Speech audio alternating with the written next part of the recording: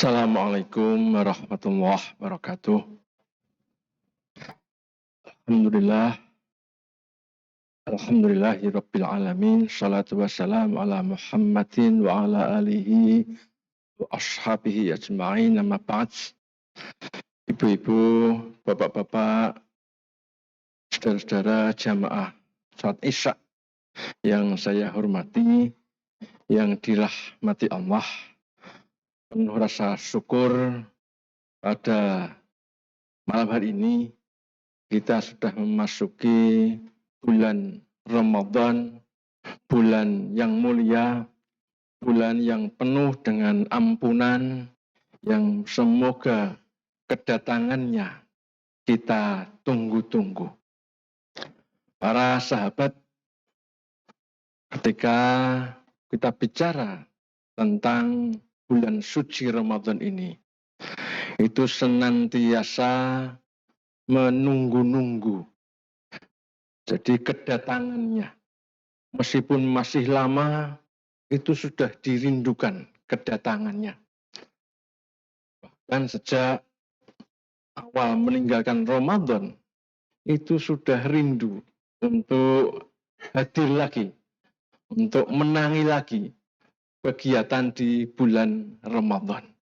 Semoga kita bisa meniru hal yang seperti itu, merindukan bulan Ramadan, karena bulan Ramadan itu adalah bulan yang suci, penuh dengan ampunan, dan Allah ngobrol pahala yang sebanyak-banyaknya ketika bulan Ramadan ini.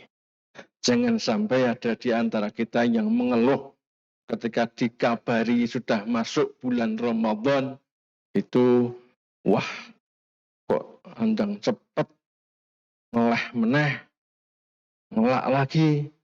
Nah, jangan sampai hal yang seperti itu ada di antara kita. Ibu bapak sekalian yang dirahmati Allah, saya tidak akan membacakan lagi surat Al-Baqarah 183 karena tadi sudah dibaca oleh imam dan biasanya sudah dibedik oleh jamaah. Mesti Al-Baqarah 183. Tidak. Saya akan mengawali ini dengan sebuah kisah. Kisah ini ada di tulisan Buya Hamka tentang Iskandar Zulkarnain. Nah, ketika kita bicara Zulkarnain, itu mungkin kisah yang lain juga kita bisa baca pada surat Kahfi, ya. Tapi ini yang saya sampaikan itu tidak ada dalam surat Kahfi itu. Nah, yang ingin saya sampaikan adalah bahwa ketika Iskandar Zulkarnain yang memimpin pasukan, itu kan terkenal memang dalam Al-Quran juga disebutkan menguasai dari barat sampai timur. Mungkin hampir seluruh dunia itu dikuasai oleh Iskandar Zulkarnain. Nah, ketika akan mengadakan penaklukan, melakukan perjalanan, harus menyeberangi sebuah sungai. Tentu pada saat itu ajeng nyebrang kali niku nggih dereng wonten jembatan nggih kira-kira. Nah, awake dhewe nyebrang kali sakniki garek pun wonten jembatane.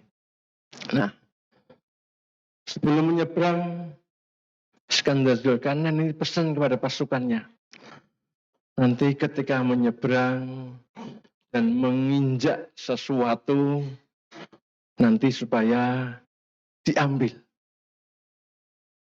Nah, itulah ketika kemudian menyeberang. Ternyata di antara pasukannya ini terbagi 3 atas perintah dari Iskandar Zulkarnain itu. Mensikapi perintah itu ada 3 macam. Yang pertama adalah mereka yang manut banget. Apapun yang diinjak ketika di sungai itu diambilnya. Sehingga sampai sa'i penuh, ya, sampai ada yang bawa wadah sendiri khusus gitu, sehingga sampai keberatan. Ada juga yang sekedar ya diambil lah sekedar memenuhi perintah. Ya rakitan siji loro itu diambil. Kemudian dibawa. Tapi juga ada, nggak usah lah ini ngebot-boti, mboten sah dijupuk, mboten napa-napa, sing njupuk nggih pun akeh. Sehingga dia lewat saja. Nah, ketika kemudian perjalanan sudah jauh, itu Iskandar Zulkarnain bertanya kepada pasukannya itu, tadi apa yang kita ambil itu? Maka mereka pada membuka, yang membawa nang sik mboten nggawa ngajeng buka nopo. Dibuka ternyata apa yang diambil itu ternyata batu mulia. Hingga ada perasaan senang sekali. Yang mengambil banyak itu bergembira begitu tahu bahwa yang diambil itu adalah sesuatu yang sangat berharga. Tapi yang mengambil hanya ala kadarnya ya cukup bersyukur. Mbangane orang jupuk. Tetapi sangat menyesal bagi yang ternyata sama sekali tidak mengambil, tidak membawa. Nah, jamaah yang dirahmati Allah, ini dapat kita iktibarkan, ibaratkan seperti kita yang akan segera mulai melewati bulan Ramadan. Apa yang kemudian akan kita lakukan di bulan Ramadan itu? Apakah kita akan termasuk kelompok yang pertama yang bisa mengambil kebaikan-kebaikan di dalam bulan Ramadan ini sehingga nanti kita akan menemui sebuah kebahagiaan yang sejati, atau kita hanya cukup ya penting yang perlu-perlu sajalah Ramadan ini kita kerjakan sak madyo itu wong Jawa. Tapi juga ada barangkali yang kemudian sama sekali tidak bisa mengambil manfaatnya di dalam bulan Ramadan ini.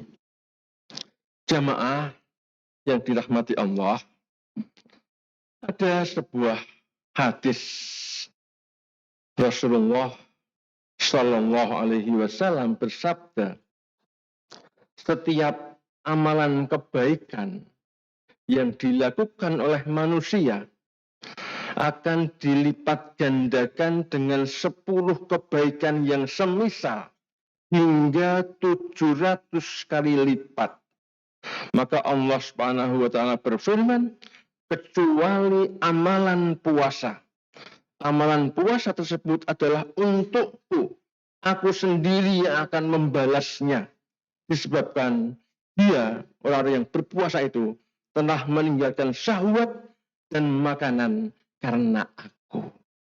Ini hadis qudsi yang menggambarkan betapa memang pahala orang-orang yang beribadah di dalam bulan Ramadan itu mendapatkan pahala yang berlipat ganda yang luar biasa banyaknya. Ini adalah betul-betul kesempatan bagi kita untuk menabung kebaikan yang sebanyak-banyaknya, untuk kita mempersiapkan pada saat kita besok dihisab, pada saat kita ditimbang dengan mizan. Maka Ramadan itu adalah kesempatan yang sangat baik supaya amal kebaikan kita itu lebih berat dibandingkan dengan dosa-dosa kita. Kita tentu menyadari betapa banyak sebenarnya dosa-dosa yang kita lakukan, baik yang diketahui orang lain ataupun yang kita sendiri yang mengetahui. Maka itu harus kita imbangi.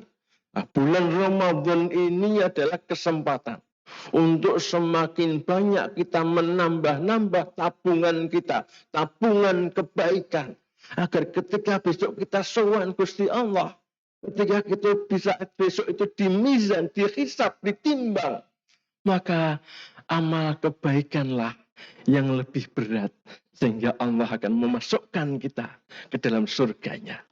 Jamaah yang dirahmati Allah, puasa memang sesuatu yang luar biasa. Insyaallah orang-orang yang berpuasa itu ikhlas, tidak ada yang bisa disombongkan dengan ibadah puasa ini.